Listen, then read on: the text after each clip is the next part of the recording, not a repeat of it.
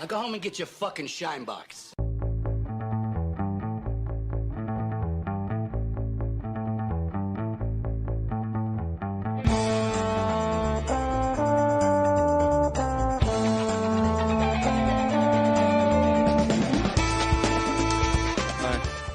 Hey. Fuck. How are you? Yeah, man. You?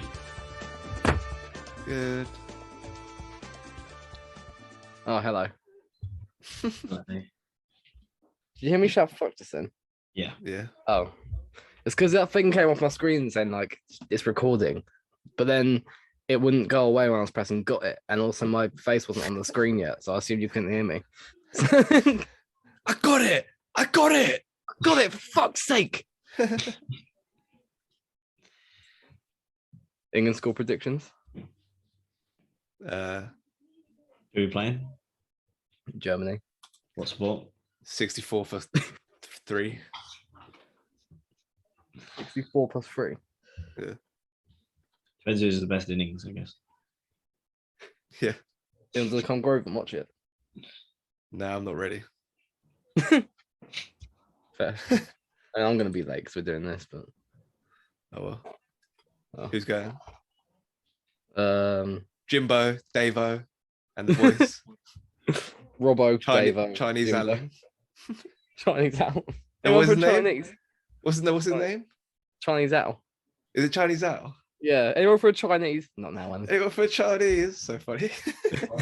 Yeah, I told you would. Garlic bread's for later, after sin. Hitters. Who's that? It's his boyfriend. Shut up, you dickhead. Garlic bread for later. That was Liv.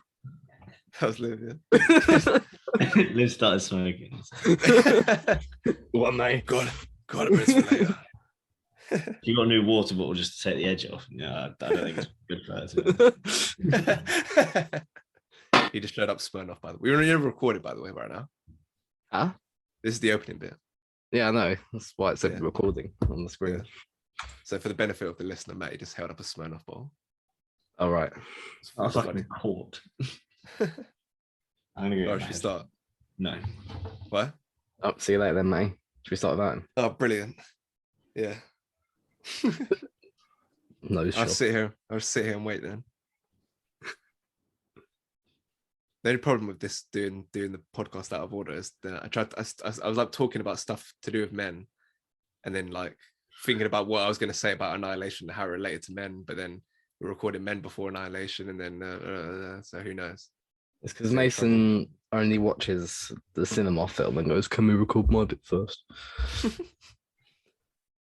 Even though he's definitely seen all these films. He's seen Ex Machina. He's seen Annihilation. Nah. I'd never even heard of it before. What? I've never heard of Annihilation before we did it. Maybe look in the dictionary once in a while. See, Yeah, because I annihilated your mum. On that note, let's start.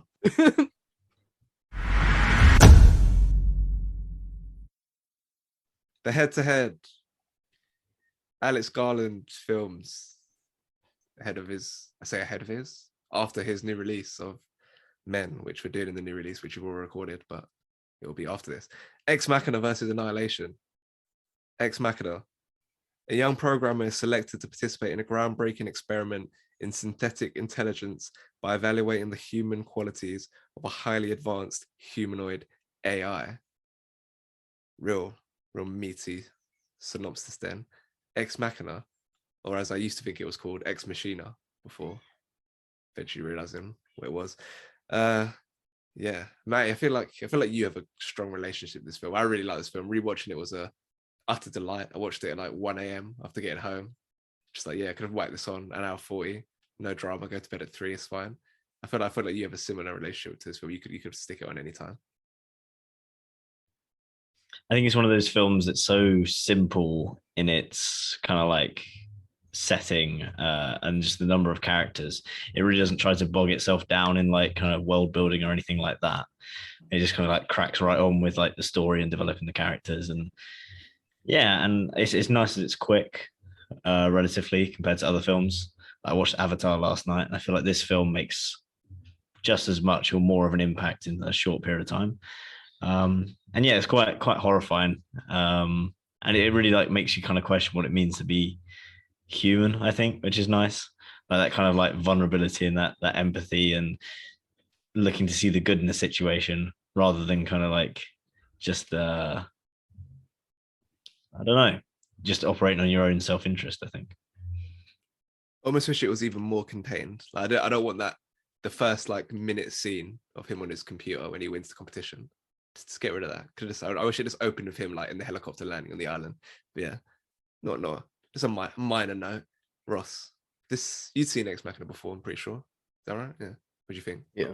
Yeah, I'd seen it before.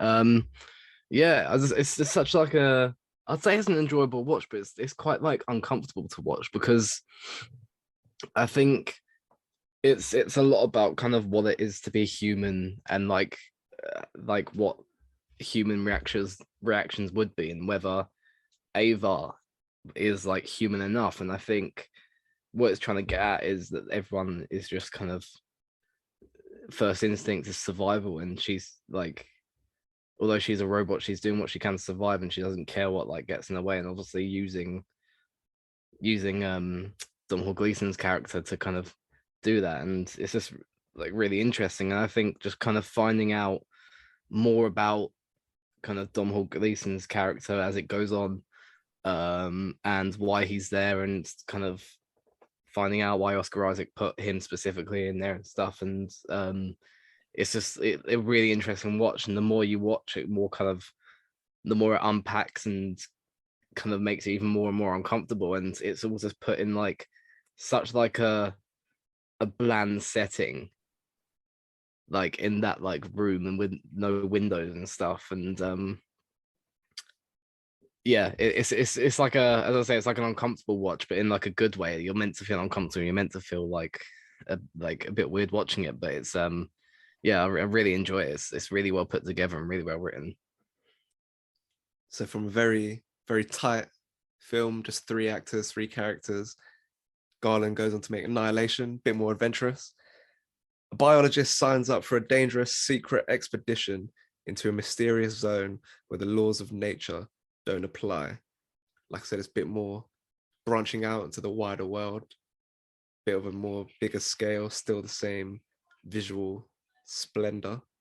But Annihilation, mate, what do you think of this one? I like this film as well, and I think I agree with Ross both about Ex Machina that it's an uncomfortable watch, and I think Annihilation is as well. And I do rate the acting of this, and I rate also films that let you watch the first half again and it changes the way you see it, and the way kind of you interpret the actions of what's going on, especially with Oscar Isaac in this film.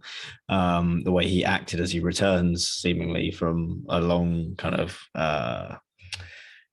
like expedition, and you think he'd be happy to be back, and he just seems like a completely different person.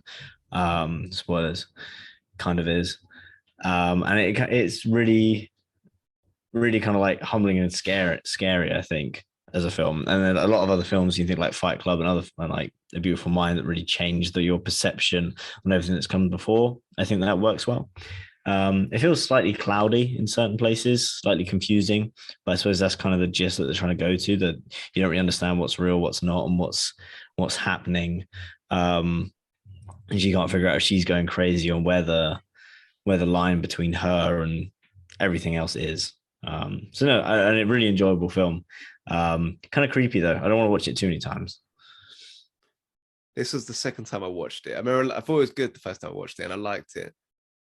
And I wasn't as like eager to rewatch it as I was with Ex Machina. Like I knew there was plenty of fun to be had with that film. Here I was like, oh, this is a bit more deeper, some more tougher like human emotions and stuff, and a bit more dense in terms of the science and everything like that, which I still don't like fully understand.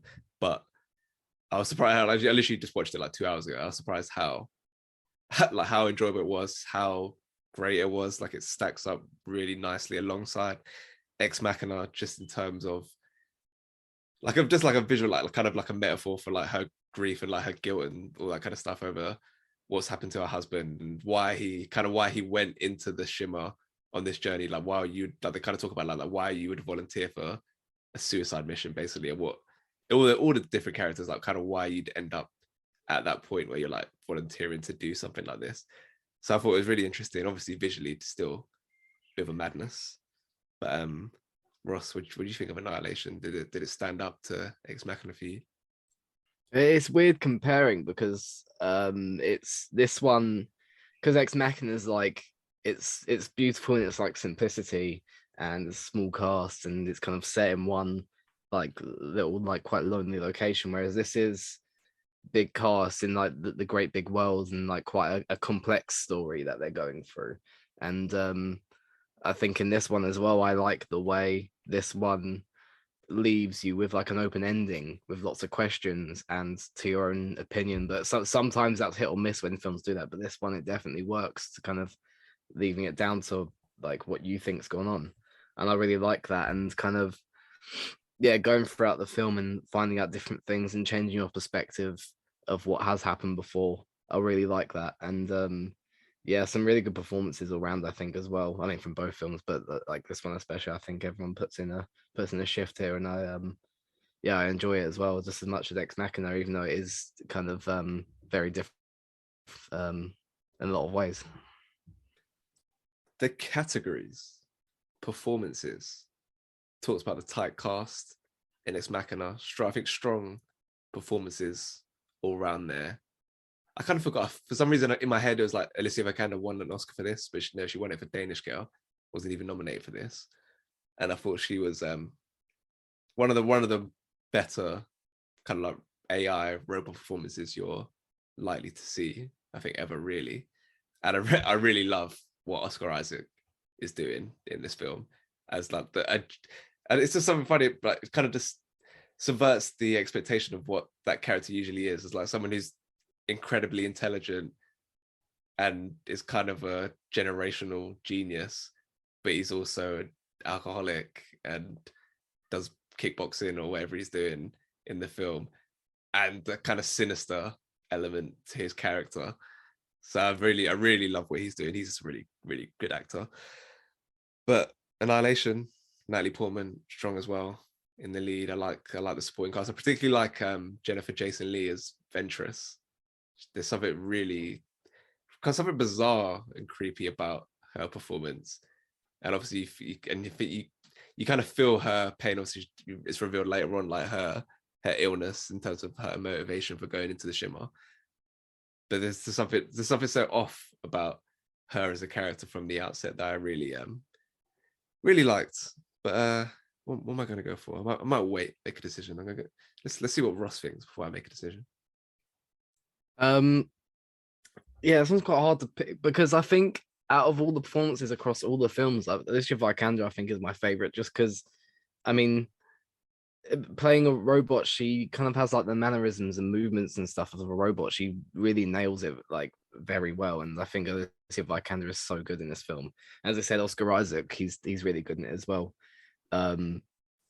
Like quite like having that intelligence about him, but then also having that like more sinister element, kind of sneaky, like manipulative element about him. And I think he does really well in Ex Machina to like put all of that across and have like quite a complex character with like underlying motives that kind of come to surface throughout the film. But Annihilation, I think the whole cast does quite a good job, but like because each character has some kind of story behind them, reason why they're there, and like even like Oscar Isaac, like what's happened to him and stuff as well. It's all packed in there, and I think all the actors do really well to kind of pack all that into their own characters. And yeah, so it's quite hard to pick, but I think just because Oscar Isaac and Alicia Vikander kind of stand out so much in their performances, I'm gonna go with Ex Machina. That's a good impression of a robot there, Ross, when your connection dropped out for about 2 seconds. It's like, it's good. It's good stuff. Or it's like, was it when the bear starts like the voice of the woman the bear kills, Sort of like starts imitating coming. her, yeah. Yeah. Sort of reflect to go to. It's kind of like that. Yeah. But mate, shout out to Domhnall Gleeson, your boy. About time Ex Machina Star Wars in 3 years. It's not bad little run going from there. Was he a standout for you in Ex Machina? I don't know, you know, like I don't think he's the best actor in the world, obviously. And I feel like he's so kind of similar in all his roles. He's kind of like this just like stepped on guy who kind of just experiences, like he's never really integral to the plot, really. Like he just kind of experiences the plot, if you know what I mean. He's pretty submissive. And in this film, he kind of like steps back a bit, and fights back a bit. But I do like the performances.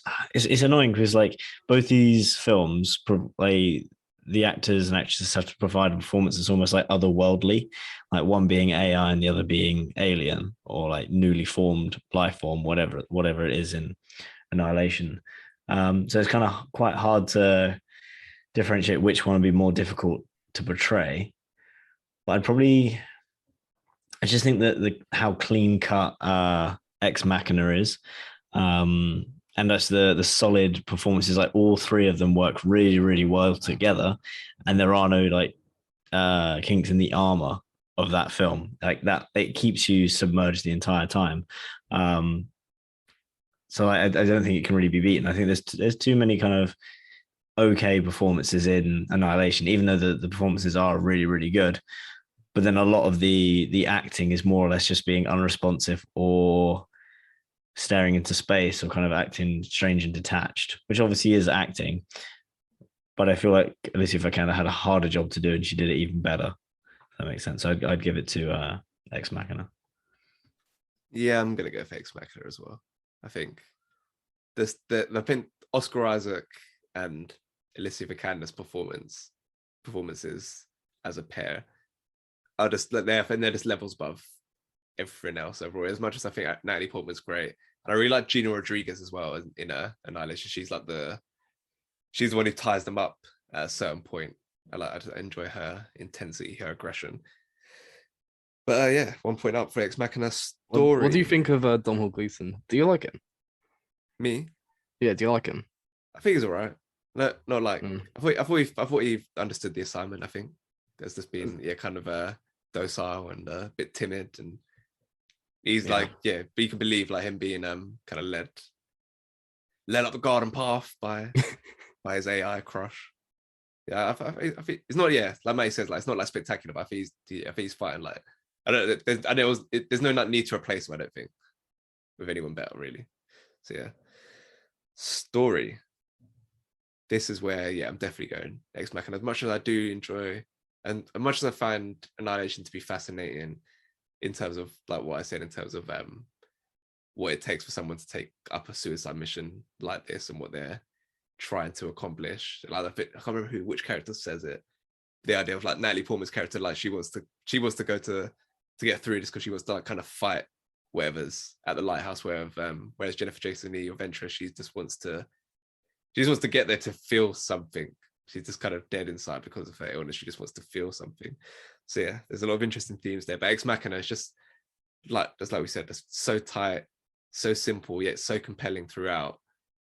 You're constantly like kind of on edge as to who's like, because there's not really a hero of the story by the end of it, but you're not sure who you're supposed to be rooting for, what's happening, like who's in charge. Like, is Domhnall Gleeson got the power?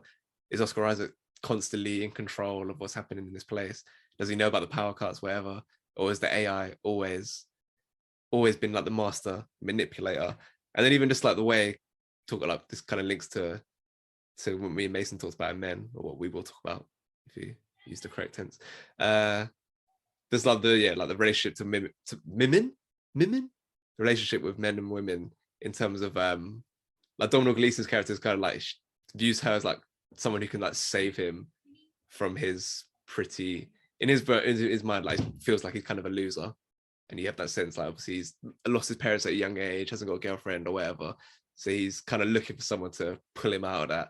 Whereas Oscar Isaac, the whole idea of like, yeah, in order for her to be like a human woman, she has to be like has to be manipulative and like conniving, is a quite a problematic viewpoint. So just showing those two like ways the men relate to a woman is I think a cool thing about the story next Machina. So it definitely gets my vote. We saying, Ross? Yeah, I'm definitely going with Ex Machina. There's so like it's more simple in its story, and I think that works to its advantage because you pack so much in to like the characters, and kind of all three of them have some kind of motive what they're doing. Like, Oscar Isaac, he has he has a motive which you find out throughout the kind of the film more and more, and Domhnall Gleeson doesn't know whether to trust him, what he's doing, and then Ava as well. Can you trust her?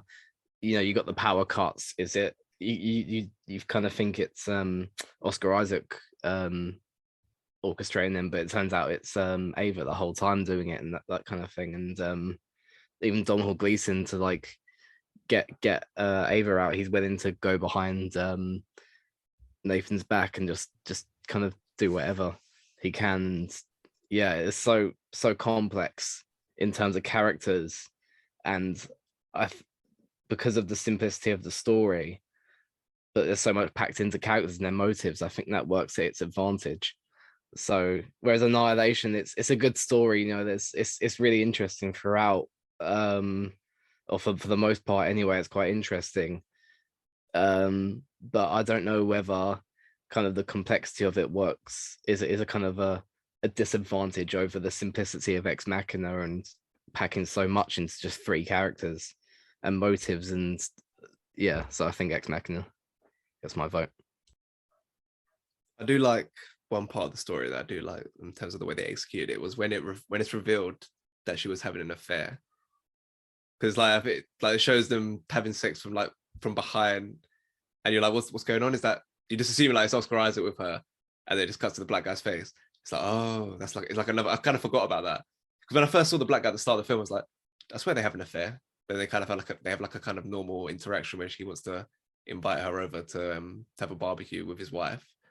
And then when it has that moment, it's like, oh, there's another layer to this. Like, it's not just she just wants to like discover what happened to her husband, why he's come back like this, and why he's so mash up. There's also like that guilt element because she might have drove him to that potentially.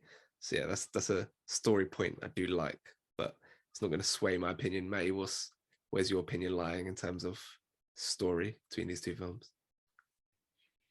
I think because of the simplistic nature, as Ross says, you can really delve into the story of Ex Machina, and I feel like Annihilation feels a bit more of you're kind of just witnessing a phenomenon. And yeah, they've thrown in like a quite an interesting kind of character dynamic and twists and turns that kind of guide the story through and then warrant them going to this place. But I feel like most of the strength of the film tries to rely on kind of the cool CGI of the bear and the creepiness of what's happening and just the amazing kind of world that they've created within the shimmer. And I don't know, I feel like that's not as strong, because when I try and think back to like powerful bits of dialogue or strong character interactions, I don't really think about much. I just think about the bear or kind of the weird guy left in the swimming pool that kind of exploded into a tree.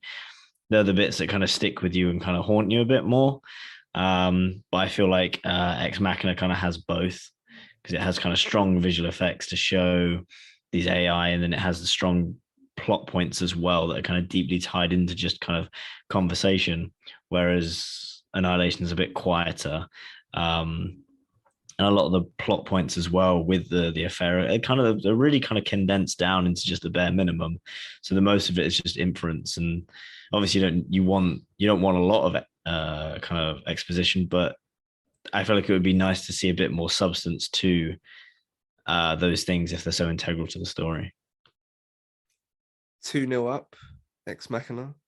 Visual style. This is actually I was just thinking about this now. This might be the hardest category for me to judge, Yeah, Alex Garland's films just look incredible. And there's no difference between these two. Like there's we talked about like the simplicity of Ex Machina, but the way how sleek and slick it looks, the whole design of the compound that Nathan inhabits, and the way the doors open and close, and the effects of the lighting, and obviously the AI creation in and of itself, which is probably the biggest reason it won the Oscar for best visual effects. All that's incredible, like just so impressively designed, production design, visual effects, whatever. It's all good. And but Annihilation at the same time on a bigger scale, bigger canvas, more phantasmagorical kind of, especially the bit at towards the end, which is kind of the biggest takeaway probably from Annihilation that we haven't really talked about. Just the scene with her, like the weird thing that's like mimicking her and eventually like evolves into her doppelganger. That whole sequence, the sound of that, and visually the way it looks, is the kind of the most striking thing about that film. The thing that you would when you like kind of walking out, talks about this amazing in terms of with men, like have something like that towards the end of the film, like you're walking out the cinema or out of your living room or whatever, then you're just like, fucking hell, that was captivating on a mad level. And I think that's a real superpower of Alex Garland. So this is it's a toughie, you know. It's a toughie to decide between these two. But you know what? Annihilation needs some love, so it's getting my vote here. But both are just visually impeccable works of art. Ross, what do you think, visual style? Yeah, this is definitely the toughest category. I even now I can't like pick. It's so hard, but I think Ex Machina is just so impressive. I mean, it's got quite a small budget. It's $15 million of dollars for like a film. That's like, I mean, of like a big, like such high standard. That's relatively small budget, and like what they managed to do with that, kind of the visual effects of Ava, how she looks, but also just like the compound and how it's so just like dingy and grey, but like also quite like futuristic in everything it does. It's just so impressive, and I think it's kind of put there to put the comparison to like the outside world when he flies in, and you got like these amazing like mountains and landscapes and stuff. I think it's like it's meant to be a metaphor as well, but it's just so impressive of what they do and kind of everything in it, and how like dark and depressing it is in that room and stuff, yet how impressive it looks. Whereas Annihilation, I think you can tell it's just such like a bigger budget, and kind of the amazing landscapes they managed to put of that as well. And I think when you have a film set in the outside world, like exploring kind of you know, different areas and stuff, you always have to make sure it looks quite like spectacular and impressive, and they managed to do that really well. And it all looks really nice, all looks really quite like, I don't know how to explain it. It just looks all really nice. But I think again, because of the simplicity of Ex Machina, that works in its favor yet again here.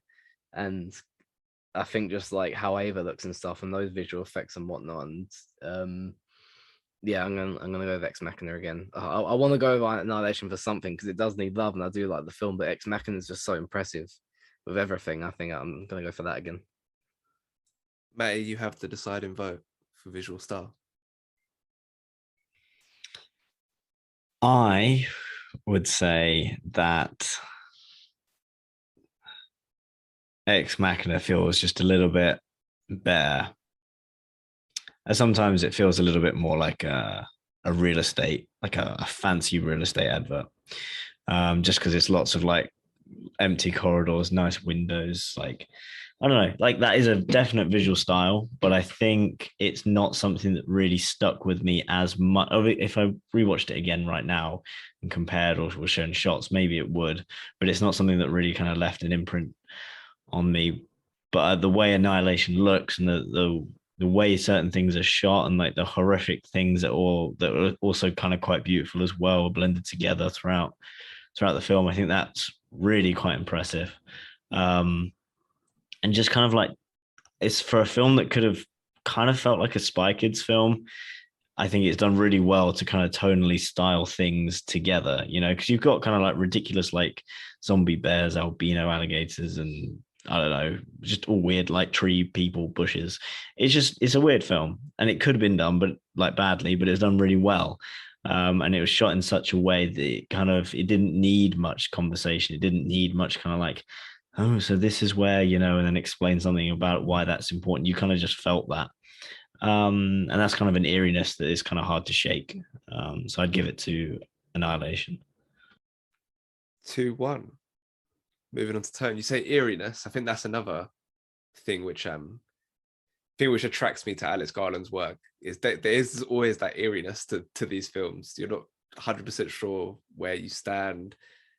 You don't know whether you're in danger, whether there's peril for the characters, whether there's trauma, what's happening, who's in control. And I think that's the strength. That's a strength in both of the films tonally, but I'm going to lean towards Ex Machina for that fact that, like I talked about, you don't know. Obviously rewatching it, you know what happens in the story, but especially the first time around, not knowing who holds the power in this situation, and just the nature of the Turing test. There's just something tonally fascinating about those interactions. So yeah, Ex Machina gets my vote for tone. What about you, May? I think it's difficult because both films have that kind of violent shock at the end. Well, I suppose Ex Machina is more violent, and then Annihilation is quite a subtle understanding of what happened, is quite horrific, and it's kind of been there the whole time. You just haven't really seen the signs. But yeah, but both also well maintain the eeriness. But I'd probably give it to Ex Machina just because it maintains an eeriness that you can't even explain why. Obviously, there's an understanding of why what's going on is kind of not good in Annihilation, that this many people haven't come back. So there's already that pre-tension is already set up. But just kind of the eeriness around the AI, I think in Ex Machina is much stronger. So I'd give it to that. So Ex Machina is going to win. But Ross, have you got any more fighting thoughts for Annihilation in terms of its tone? I mean, they're both.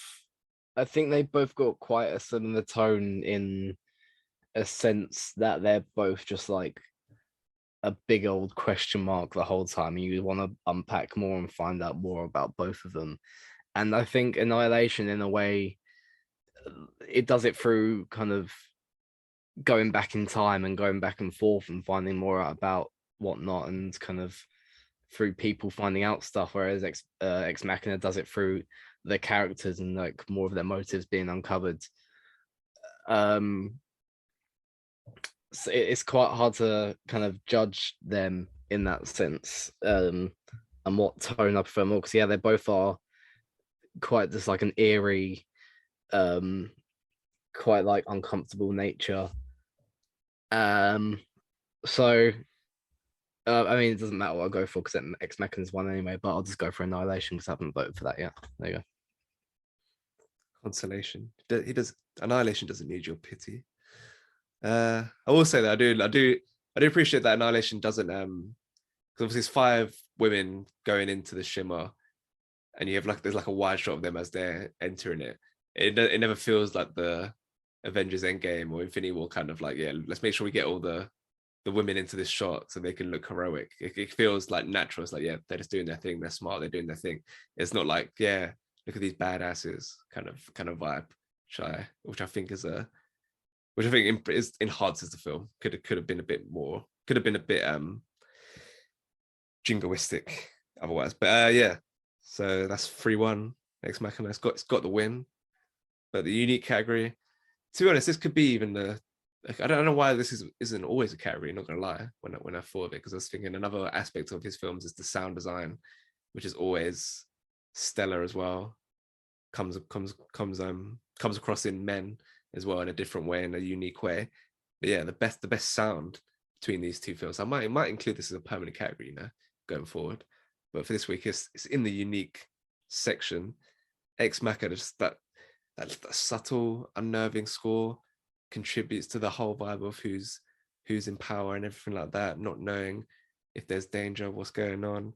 Annihilation, I think I'm going to go for Annihilation purely for that arresting sequence between her and her doppelganger, and that kind of intense sounds in that moment.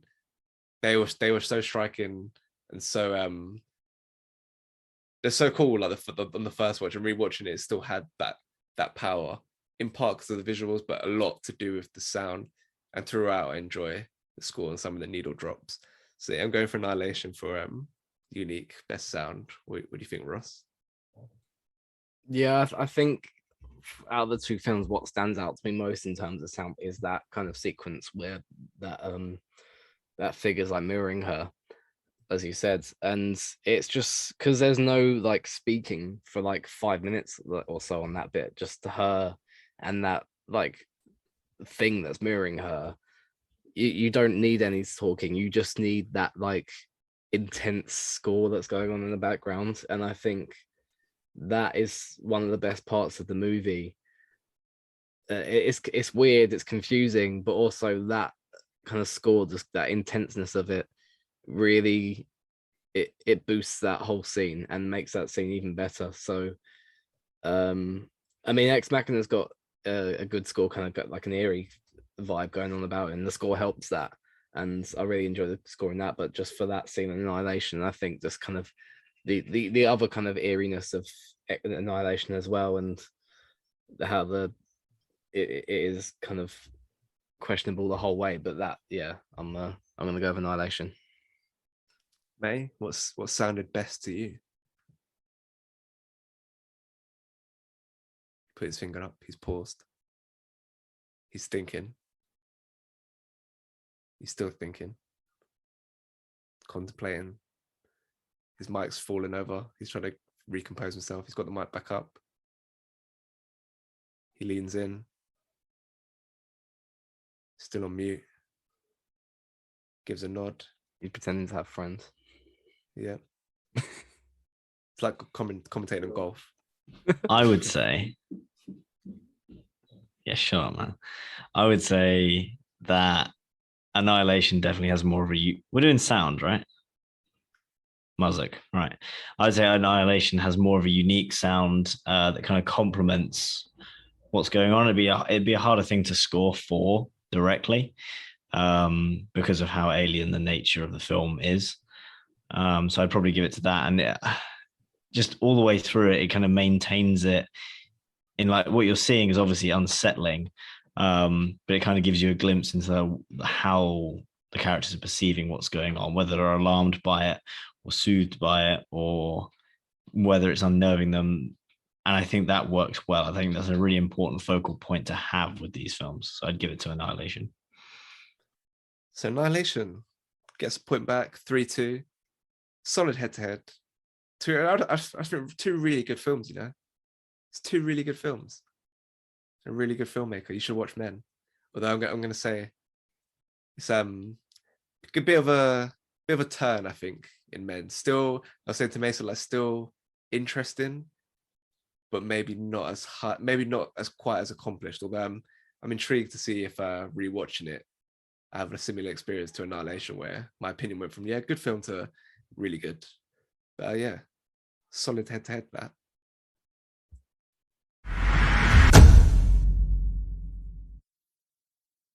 Ross, you got any games? No. You got any games on your phone? On my phone, I've got into Clash of Clans recently. Do you remember Online Soccer Manager we used to play? Oh yeah. I started playing that again. Well, we can't play that on the podcast.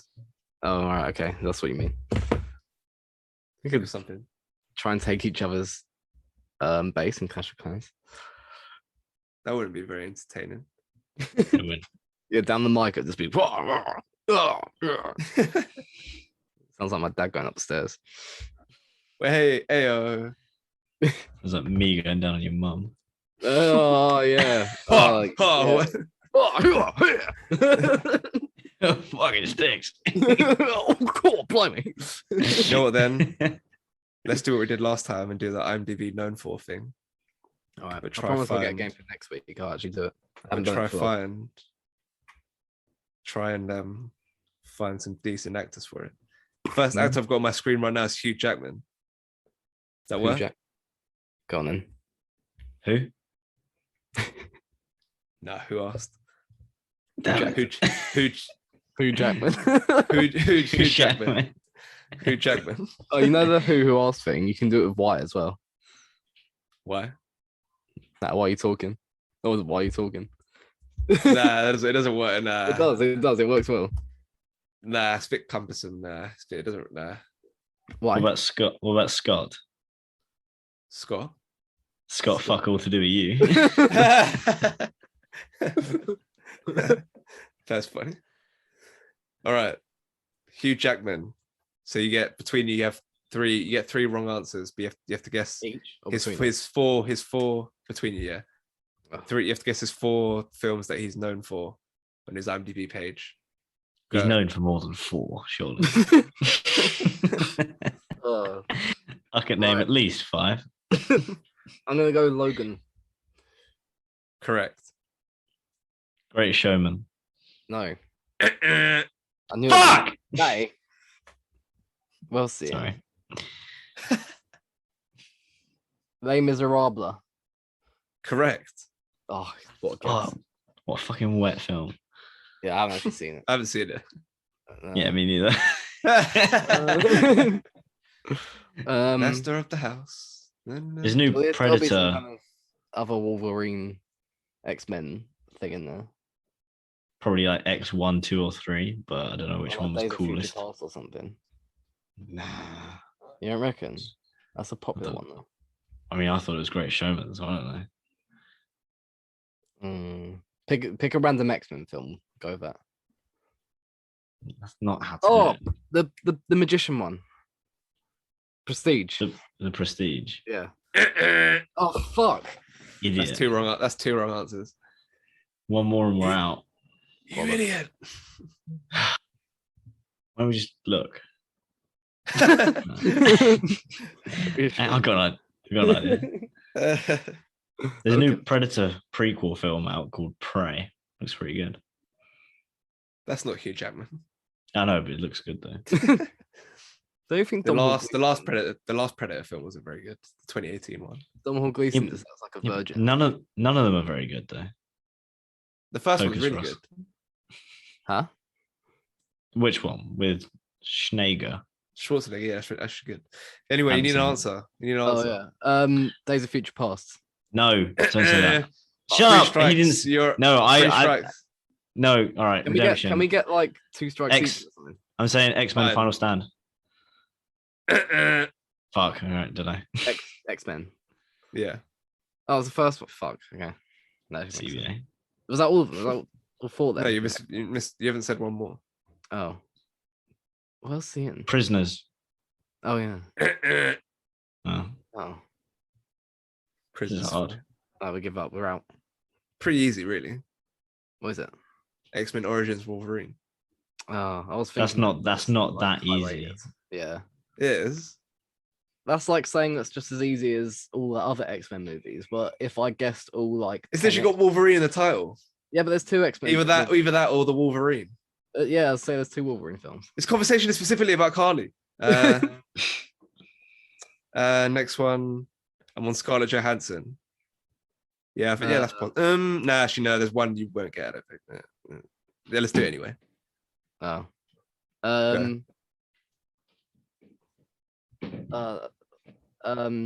Lost in Translation. Correct. Yes. What a guess. Surely, like some kind of Avengers shit's gonna be on there, or Black Widow. No. Surely Infinity War Endgame will be on there. You'd think. Or the first Avengers. I reckon one of them 3, or 2 of them 3. Whoops. What? I was trying to cast the football, but it ended up playing Oh. on my phone. Don't know why I didn't play on TV. Carry on. What did you say? An Avengers film? Matty, which one? Pick one. Who? Fuck off. No, who else? No, I was genuinely asking who. Scarlett Johansson. Yeah. Yeah. I was saying it's got to either be Avengers, Infinity War, Endgame is going to be on there, surely. Black Widow didn't cross your mind. It did, but it's not that good. Hmm. Right, okay, guess up Black Widow then if you want. No. She's in loads of films. That's really hard. Infinity War. Wait, what is Oh, Black Widow? she in the Oh, shit. Prestige. What is this based off? I don't really know It's what just- the it's- algorithm is. Yeah, no one knows the algorithm, mate. It's just IMDb's algorithm. Yeah, but I would like to know because that would really change which films I chose. I have no idea how they calculate it. Like, it's Let me not look it even. up. There's not even popularity. It's not rating, so I have no idea how they do it. I think it's This just isn't some, it's really just a some, game of, it's just some game guy. of skill, is it? That's All right, the just some guy. fucking. What's Just the Terry. one? It's Terry. Where The she's IMDb. What's the one where she's like an anime thing? Oh, Lucy. No, not Lucy. But yeah, Lucy. Under Yeah, the let's do skin. Lucy. Under the skin. That was... Wait, we haven't said anything. Lucy. We didn't pick one yet. Lucy. Wait, Under the Skin's the one in Scotland, isn't it? Yeah, I wasn't thinking of that. to do that. Under the skin. He's already said no. He's already said no to that. No, he said no for Lucy. No, what's There's the no one where Lucy, it's I like don't the anime adaptation? Ghost in the Shell. Oh, that's it. Yeah, Leon. Ghost in the Shell. Ghost in the Shell. First Avengers. God. Yeah. Oh fuck. What have you got? You've That's got the like worst one. You've got like four incorrect answers, I think, at this point. Yeah, I know. Yeah, it's kind of Probably about- more. All right, mate. That's all coming from your point of view that you've got the answers. Yeah. You wouldn't know And- any better than Wait, this. so it says the algorithm for it displayed at the top of it is automatically chosen for a complex weighting system. IMDb Pro What? members may choose these titles as well if they wish. What? What's it? The job performed in the title. Oh, okay. So director will have more credit, blah, blah, blah, so that makes sense. Imagine being an IMDb Pro member. What a loser. Yeah, that would be pretty loser-ish. Loser-ish. The frequency of credit. So if you're like a director and actor, it's gonna be higher. Oh yeah, that Um, I've seen that come up before. Yeah, so I've noticed the that. type Yeah. of title. So you're gonna have more credit for a TV series and a short film, blah, blah, blah, which is obvious. The None of those popularity the- answers. None of Is those. this the None of that popularity- criteria makes it. None of that criteria makes me think this is an accurate one for Yeah. Scarlett Johansson. The popularity of the title, which doesn't actually seem accurate when you look at it, because otherwise, Infinity Yeah, War. no, Endgame no. would be on there. Yeah, no. Anyway, have you got any more answers? Marriage Story. CVA. What are they? I don't care. What are they? Her Oh yeah, and but she's Ghost just a World. voice in that. That's what I mean. How's that make sense? What was the other one? Ghost World. I've never seen that. Never heard of it. All right, last one. Let's do Joaquin Phoenix. I was literally just thinking that. That's crazy. Joker. What do you say? Joker. Joker. He literally won an Oscar for that. You're a joker. Yeah. I watched. Jack- This Jack- isn't my answer, but I watched. You Were Never Really Here the other day. Yeah, no, It's you good. talked about it in the last podcast. I Yeah, I'll reckon talk you- about it. I'll talk about it you- again because I haven't been here in a while. I reckon I'll you talk clicked about on her and went on Joaquin Phoenix. I'm gonna go with her. We I all didn't get a bit actually- old and start telling the didn't same actually- stories. I didn't actually do that, but her is correct. Okay. Calypso, Brother Bear. I release you from your mortal body. He's not in Brother Bear, is he? Here he is. Who is he? Fucking is. He's the main bear. He's Kenai. What is a main bear? The main character. Bear. And human. And fun fact: Kenai is the bear who actually killed that woman in Annihilation. There he is. I knew it. Yeah, Brother Look, Bear. For the Is that your answer? bare Ross? necessities. Yeah, go on then. There's no way in hell that's Probably right. wrong. Yeah, I thought so. What a weird answer to Don't- give. Don't really know why I did that. What a Just suddenly weird remembered guy. thinking Brother Bear. How is Joker not on there? Doesn't make any sense. Dumb piece of shit. They can't get far on foot. I don't know. It's not a thing, is it? I think it is. True. Scally doesn't. No, It's Scally. with I think Well, you that's, haven't. You, that's roughly the title. It might be a few words different. I'm guessing it's not on there because you've said Is it. that your guess? Is that your guess? My guess is Gladiator. That's correct. Oh, okay. He's in Gladiator. Yeah, he's the emperor, dude. You're the emperor. I wish. He was the You're my fucking emperor. sister in Gladiator. Who does? It's Joaquin Phoenix. Oh, right. Oh, that makes sense. Yeah, we are talking about him. You need one more. No, we've only Two got more. one. Two more. Fuck. What's the in? I don't know. There's that new Cool. one, the A24 one. I watched that the other day. Come on, come on. Would that be on there? Because it knew it might be on there. Should we do it, May? No. Okay. I'll just go fuck myself then. Yeah, please. It won't be anything new because it's done. Yeah, it doesn't make any sense. What's even in? Quite a lot. I don't think I've actually seen that many Joaquin Phoenix films. What's the Johnny Cash one? Walk the line. Yeah, don't do that. Just do that. Yeah, Walk yeah. the line. That's correct. Get in. Sorry, Adnan. Ooh-ah. I walk the line. I'll walk the line. I walk the line. We did that on the podcast. I know. Yeah. Isn't that Rachel's favorite film? Yeah. Every like musical like biopic about a guy who's like good at music that's in the 19th or the 18th, no, the 19th or 20th century. Basically, all all just cheat on 18th their century. wife. 18th century. No, like Even anyone the anyone 19th. that- What musicians do you know from the 19th century? All right, fair enough. I deserve it. Shakespeare just But like, rocking out in the 17th but it's century. basically Leonard X V. Did I? shut up. But like everyone from like before 2000 who was good at music just cheated on their wives like multiple times. Like just that's all they do. They're all just cunts. I don't know why they think they're so good that they They're Ross? tortured. They're tortured geniuses. Ross, can you focus and stop staring out the window? I'm thinking, man. It's my thinking. No closing your eyes and pretending you're thinking. I'm thinking. That's in Family Guy when they're doing the competition to stay awake. It's like, no closing your eyes and pretending you're thinking. I'm thinking. All right, need one more. Oh, Okay. fuck. I don't know any other. I can't think of one. Come on. He was nominated for an Academy Award In what? Sure he was. That doesn't really help me. for What was this he film. nominated for? Oh. What's the film? Huh? What's the film? Not gonna tell you. Give us He was the born- year. I can't think of anything apart from Come On. He was Come born On. in Puerto Rico. I didn't know that. No, give us the year. The year, all right, 2012. So when you were celebrating the London Olympics, you probably went and saw this film. Well, you didn't because it was a 15. Why would I celebrate the London Olympics? What does that even mean? London. Just sat at home going, woo, I can't afford a ticket. Woo. I don't know. I don't know any. I haven't seen any other Joaquin Phoenix films. Amy Adams is in it. Your mum's in it. Philip Seymour Hoffman's in it. I mean, your mum. Jesse Plemons is in it. Who directs it?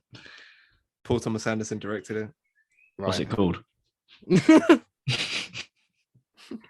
can't remember. Those are what's- all the clues on that box office game online. Is it you have this- to is it this reveal the something? clues. You've revealed all the clues. Huh? Is it this something? Yeah. I'm thinking. It's about Cole. It's about who? It's about Cole. It's probably the reason Paul Thomas Anderson can never work with Tom Cruise again.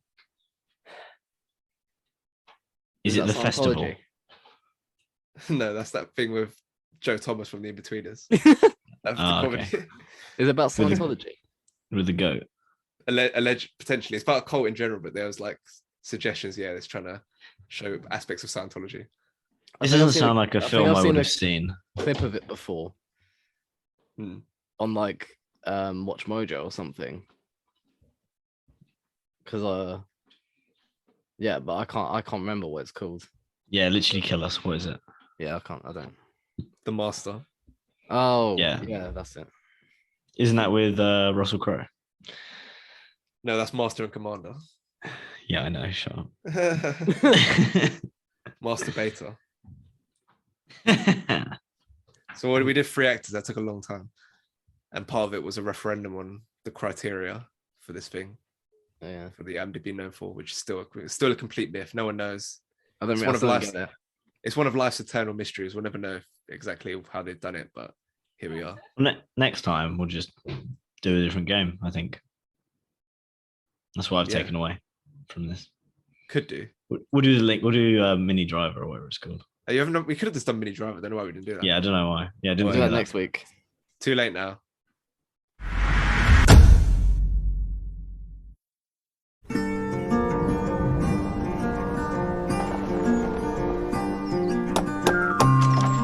Hello. Hi.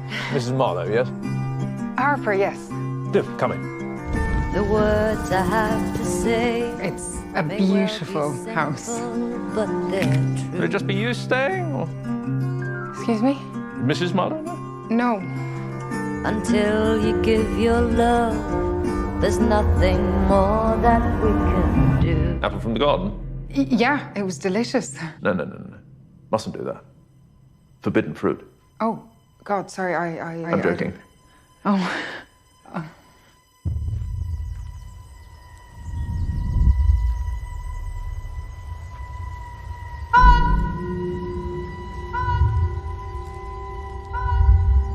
You're tormented. It feels more like... Haunted. Yeah. Something happened. My husband went upstairs to our balcony and let himself go. You must wonder why you drove him to it. Why, I didn't drive him to it. I thought it'd be true. But if you had given him the chance to apologize, he'd still be alive. What?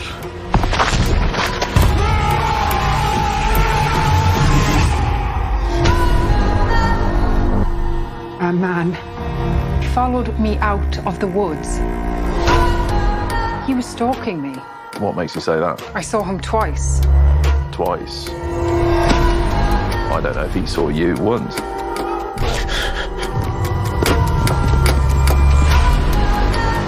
Want to play a game? You hide, I'll see. You must feel an awful sense of guilt. Stay away from me.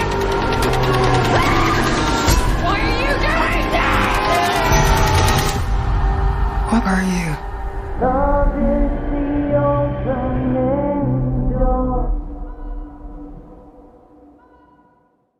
Men. A young woman goes on a solo vacation to the English countryside following the death of her ex-husband. That's the plot summary, but it's not a lot of plot going on in this film. I think it's quite an interesting thing. It's not really about the story, it's more about the vibe and some of the visuals and shit. But Mason, your first impressions of Alex Garland's new film Men. So I think this is the first Alex Garland film that I've watched. I don't know if I've watched any for the podcast. You haven't seen Ex Machina? Films. Oh, I've seen Ex Machina. Yeah. Okay. Yeah. That's a lie then. I feel like there's more story in Ex Machina, a bit more compared to this. But that was the main thing I noticed. Yeah, with his film was that he doesn't take any time to explain what's going on, and you don't need to, which I think works quite well as well. You kind of you're there just to enjoy what's happening instead of actually try and analyze what's going on instead. So yeah, I think my initial thoughts of the film was kind of it done what I thought it would do. Like, it wasn't incredibly scary, but it was still quite grim in certain bits.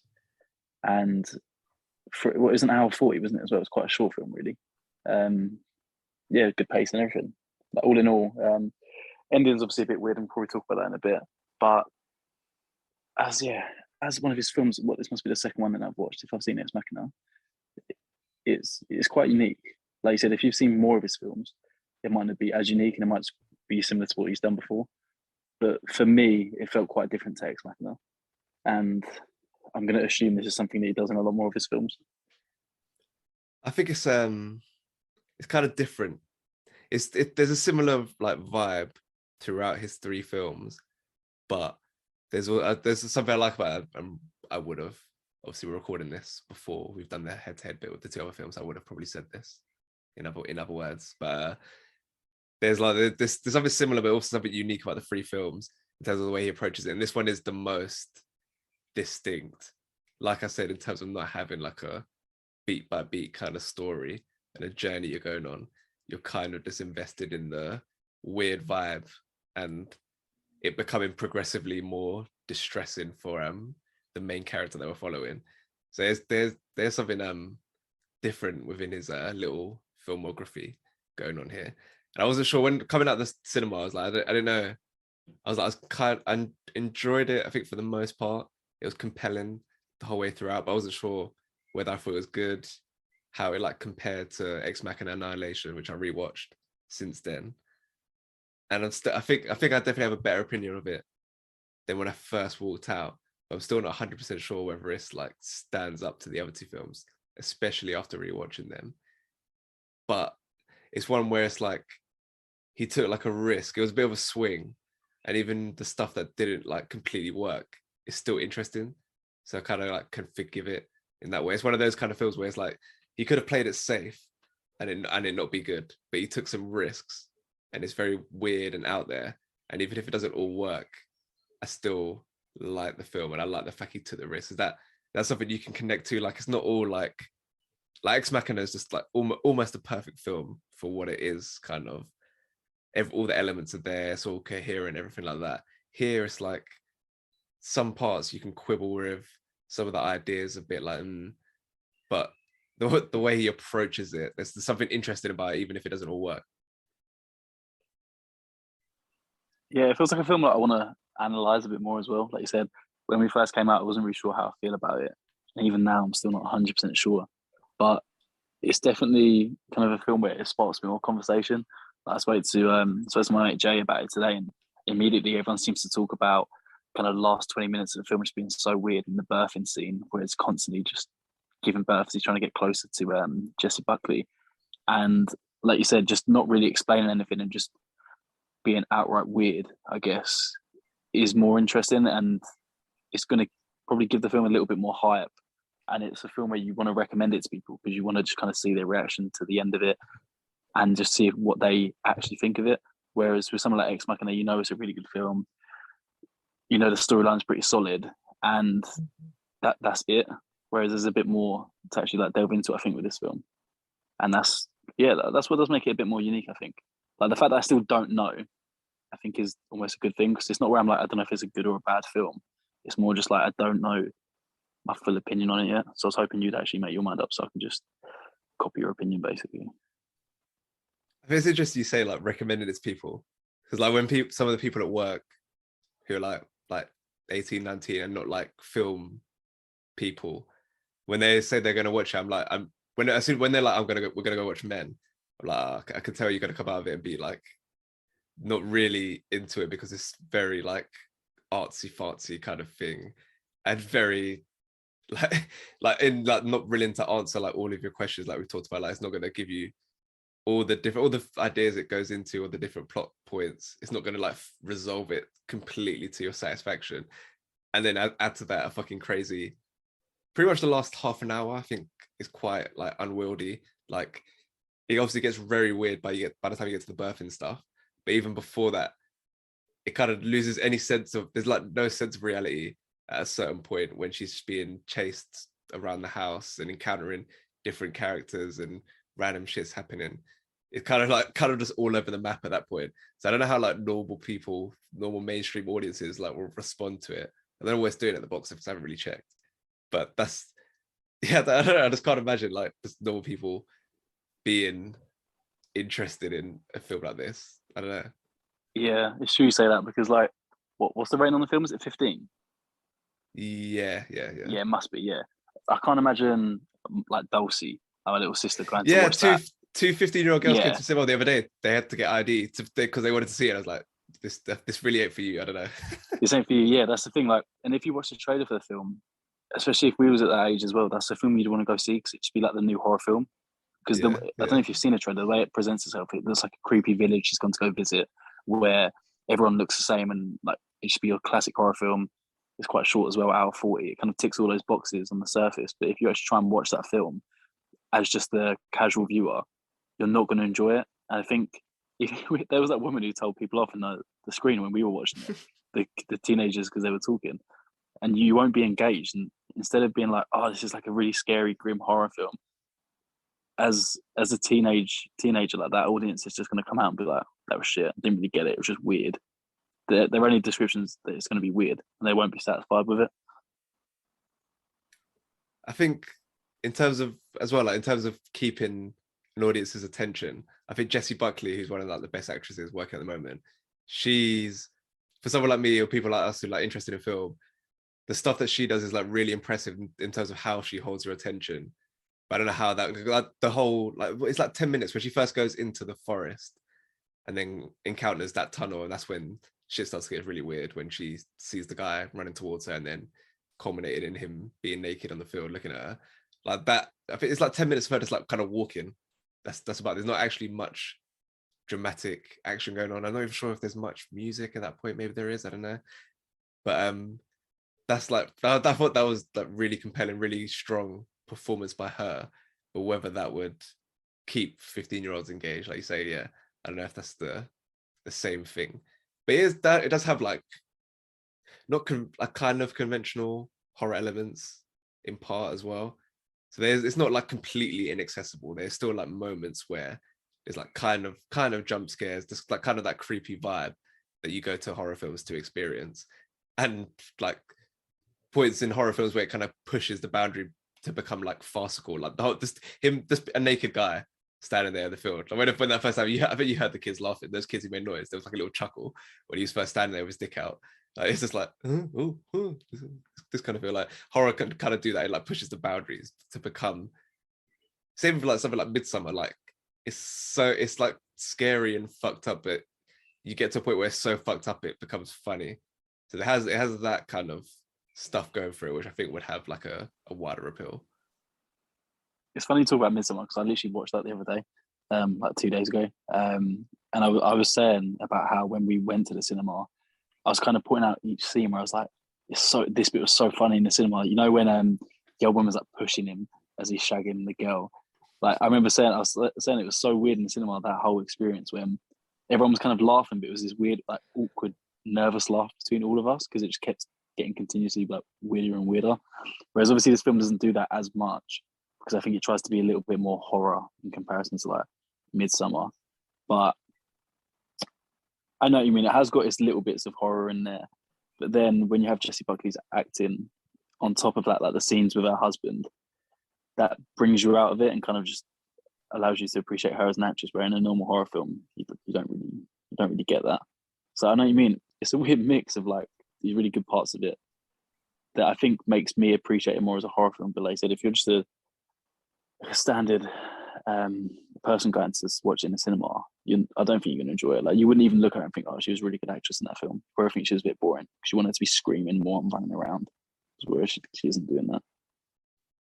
I was also thinking about Midsummer in like the context of it as like Wikipedia described it as a folk horror film, and like Midsummer obviously had that vibe, influenced by The Wicker Man, another film we did on the podcast. And you could that just how and you said hot fuzz like during the film, that just go into like a kind of obscure British town, not even British, but any kind of town, like any with like their own like little weird rituals, and there's that kind of that village vibe where they're so like detached from everything else. They're in their own like little world. You get that element to the story as well, and obviously that's compounded by the fact that it's all populated by men and the same man. So there's that kind of folk horror element that also had me thinking about Midsummer. I think that's another like horror part of the horror genre that can help this film have a bit more of a mainstream appeal. But that is something that I did like. There's just something about just going to these little villages that is just creepy, even if it's not trying to be creepy. Just like that, because they're just so like, it's so separate, like, and so quiet. Like anything can like that's the whole point of Hot Fuzz. Like anything can be going on down there. You wouldn't really know because on the surface it seems so serene and uneventful. So yeah, that's another aspect of the film I liked. But yeah, talking about that idea of it being populated by men and the same actor, which I didn't realize. And I think we were the same before we started recording. Like I didn't realize. I knew he looked similar. I don't know. It's like my brain just wasn't really acknowledging what was going on. It's like, yeah, he looks similar, but I wasn't really thinking, oh yeah, it's the same actor. I think that's in part testament to like his performance. I think he's really good in the film, playing all these different roles. But I just wasn't thinking. It wasn't like clicking. Like, oh yeah, that's the same face on each of these people. It's just like they kind of look similar, and obviously the theme of like, yeah, women's experience of like toxic masculinity is kind of the same, regardless of like whether it's a vicar or a kid or the landlord or whatever. But yeah, that's just a funny element. I just didn't realize it was the same actor. Like watching the film, I wasn't thinking, yeah, that's the same actor. I guess helps the film having that. Like if you're going to use the same actor for multiple roles, not making it, not being like immediately recognizable is a strength of it. I don't know. What were you thinking as you're watching the film? Were you like, oh, that's as this happening, you're like, oh, that's the same actor. This is weird, or like, what was your brain doing during the film? No, that's the sad thing, because literally before the film, I knew it was just the same actor playing the same guy. Okay, right. Does the trailer give that away? Puts it more in your face, yeah. Because I feel like I'm gonna have to rewatch the trailer, but I feel like in the trailer it zooms in on his face a bit more. It makes it kind of more like an obvious part of the film that is him, and that's the weirdness of it, that she's in this village and everyone is the same person. Right, and that's yeah. So to me, I didn't get that experience watching it, where you're kind of thinking, "Oh my days!" Like they look a bit similar. Like this is a bit weird. Like it's really cool that they've done that.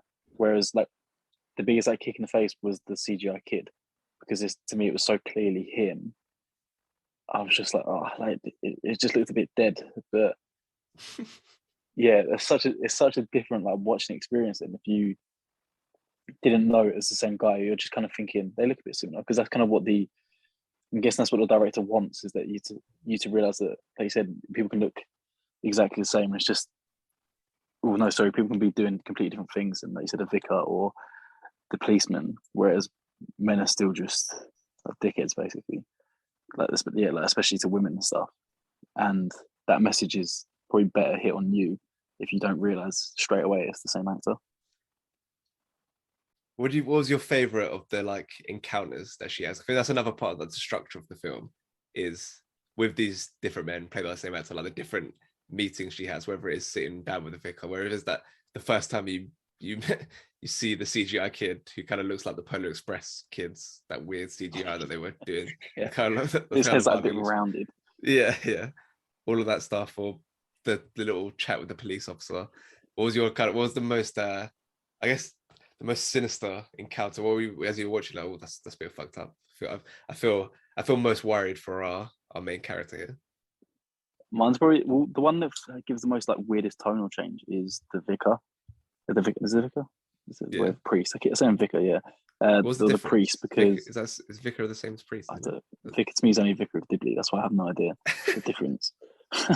I would say the priest, because he's the one that flips the most. You know, like we see that happen, where he's kind of trying to give her advice, and you think he's probably the most normal person at this point in the village, and then it's just the way he looks, and he's like, so why didn't you forgive him? Like, you made him kill himself. And then that's when you're like, oh, like you get that weird creepy village vibe, don't you, kind of immediately from that. And that's when you kind of feel quite unsettled. And I like her reaction when she just tells the priest to go like, fuck off, and then just walk straight off, because what he's saying is outrageous. And that's when you do get that horror vibe, because it's not normal for him to react in that way. And that's what I think's done really well.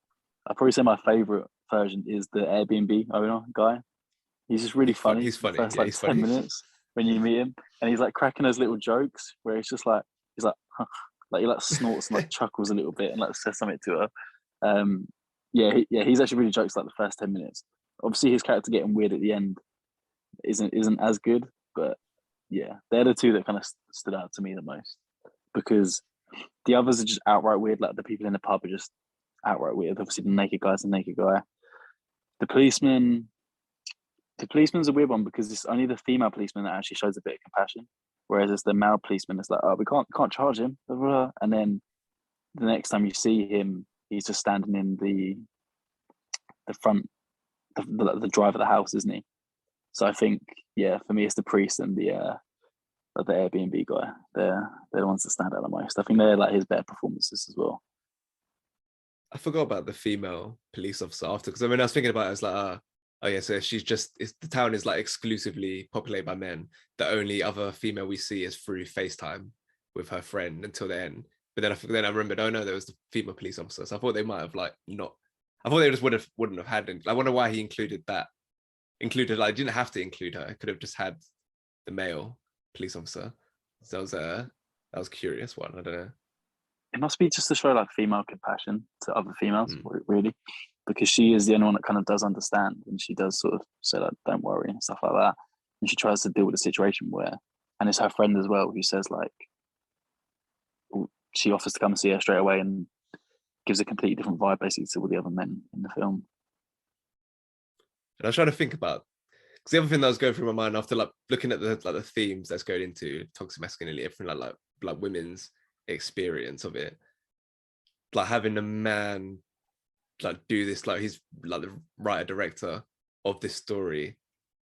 I don't know, just whenever a man has to tackle like a female experience like this that's so specific, I don't know if it's like, if it makes sense, if he's like, I know he said like there should be no rules on who can tell what story as long as you approach it in the right way. But it still does, it's harder to like, I feel like it must just be harder to engage with something so specific like this as a man to try to tell a woman's story. I don't really know what to think about it, because there is something a bit unsophisticated about the approach and like kind of the message. Like, yeah, all men are kind of the same for women. Like, it's kind of simple. There's not a lot of like complexity to it. And the fact that it's a man doing that feels a bit like, almost not preachy. I don't know. It's just, I don't know who, I don't know whether he's the right person to tell this story. I don't know. Do you have any thoughts on? Yeah, I agree. Like, yeah, it's weird. I feel like if it should be like a female director explaining that story. But then I don't know, if you can do it well, then you can do it well as a man. So it's fine. But I feel like you don't give the right representation as a male director, because surely that what is he basing this on? He hasn't got any experience. He hasn't got kind of any. I don't know. It's such a weird subject, isn't it? Because he should be able to do that story, but something just doesn't seem right about a male director trying to engage in this idea and try and help women explain their suffering. You know, like in my head, he's taken that away from a female director who should be able to do that.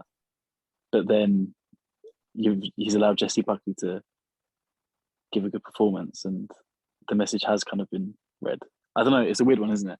Like, people say in like LGBT films that straight people shouldn't play gay actors, like gay characters. Sorry, and it's just like I don't know. Like, where do you stop? Because if someone does give a good performance, then it's fine, isn't it? I don't know. And like, I don't think he's like the message. I don't know if he's explicitly saying like basically men are trash. I don't think that's like exactly what he's trying to accomplish. I think he's just kind of like presenting a situation and trying to like channel like a female lens in the terms of like how they experience toxic masculinity. I don't think he's got. I don't really think like the movie's like casting like judgment as such. He's just kind of depicting one example of that experience. But yeah, it's just whether that's the difference, probably. Yeah. But it's whether that can be, whether that's okay, whether that's authentic. I don't know. It is a weird one to try to think about. And then because it's not like, I don't think it's massively. That's kind of the biggest flaw in the film. It's not like massively developed. It is kind of simplistic in a way that the message that he's trying to get across is not as like nuanced as it could be, or as detailed. So yeah, that's kind of my biggest like quibble with the film, because everything outside of the way it looks, like all his films, they look incredible. Some of the horror stuff I find really interesting, like I was talking about like the folk idea, like going to this small town village and everything like that. Jessie Buckley's incredible, but it's like the gender politics of it all is where it gets a bit more dicey and not as I think it's not as like quite as accomplished as his two other films where like Ex Machina does handles like the idea of women's relationship to men in a better way, I think. But yeah, I don't know. Any more thoughts outside of that on men? Because I think that's the bulk of the. That's me my done. ideas on That's it. me done. Yeah. But I still like it. I still very I much still like like it. it. Yeah. I think it'd be interesting to see what kind of business it is doing, because I think it came out in America a few weeks ago, so probably we'll have an idea of how it's performed at the box office. But yeah, I just can't. It's just that I can't see there being enough mainstream appeal. Actually, no. One thing I did. no. Yeah, one other thing I did want to talk about is just like which I'll probably talk about when we're talking about Annihilation, which is in the past, which is confusing. So I would have talked about. I'm going to talk about it now, but it's in the past on this podcast. But just like the climax, the whole birthing climax, like he does that really well for Alice Garland. Just the spectacle of the climax that he delivers, where you're like perplexed, you're a bit puzzled by what you're watching, but it's so visually stunning and like arresting that it's just hard to take your eyes away. But like you're just sitting there in the cinema as this birthing scene's happening, like what the fuck is going on? But you can't take your eyes off it. Like, this is more gruesome and grotesque than anything he's done in the previous two films. But it's just that same feeling of like you just can't take your eyes off what's happening. I think that's kind of his like superpower. I think. Yeah, it's a skill. director. Yeah. To be able to home in on that, to where your audience is like disgusted, but they can't not look away, and that you feel a bit dirty in yourself for not being able to look away. But yeah, that's the achievement of his directing, is that you're in a weird way like obsessed with watching this scene that normally you should be looking away from. So yeah, like you said, that is definitely an achievement from his directing. and it's kind of like one of my favorite. When you go to the cinema, that's like my favorite thing about it, is when you're just like transfixed by what's going on the screen. You're just sitting there and you're seeing this dark room with a bunch of people. It's like, what the fuck is going on? Oh my god! I'm so captivated by what's going on now. So yeah, and Alex Garland does that better than anyone. So glad to see if the first film I've seen of his in cinema, Annihilation, didn't go into cinemas, at least widely. It was a Netflix release, at least in the UK, not in America, I don't think, but yeah, in the UK. And Ex Machina was a bit before my time, but yeah, that's Men. Good film. I wonder what May would think of it. That's what I'm curious about. I feel wouldn't like the end scene. Yeah. But it's not like, because he was moaning a bit about the being scary. I don't think it's like scary enough to No, it's not. No. yeah, to dissuade him in that sense. But yeah. At Corona Cinema on Instagram, at LiamWait98 on Twitter, Spotify, Apple, Google, Amazon, Stitcher, Podbean. Next episode, I've changed it. I was going to do Lightyear as the main release. I was like, you know what? I'm just going to make it a Netflix film, because it's quite a big Netflix film. Spiderhead. It just makes it easier. I don't have to worry about catching it at the cinema straight away. I can just watch it on Netflix. It's all good. Work in the cinema. Yeah, no, but still, if it doesn't line up with my shifts, it's a bit long in it. Like, you don't want to be hanging around. Like, Men, the other day was perfect. Finish at 9, Men starts at 8:45. It's like, yeah, clock out, walk into the screen. I've got to hang around for a bit afterwards for watching the film. It's a bit long in it. So yeah, Spiderhead on Netflix. That's the main review. Head to head, because I was going to do Lightyear, going to do some Pixar films, and we're still going to do that because yeah, it's been decided. But a Pixar Best Picture nominees, the two, Up and Toy Story 3. Yeah, that'd be cool. Until then, go well. See you later.